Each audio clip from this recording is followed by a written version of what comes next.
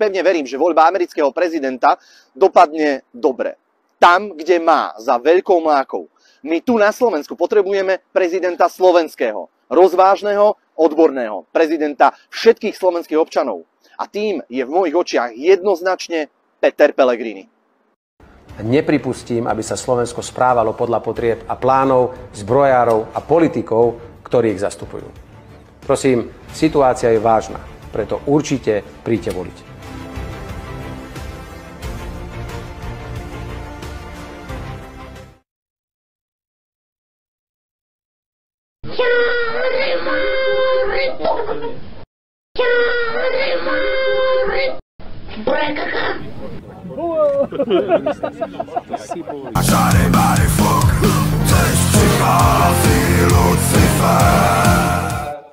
Že sme úspešne sa priblížili k završeniu procesu, ktorý pred 6 rokmi odštartovala vláda, na čele ktorej som mal tú česť vtedy stáť.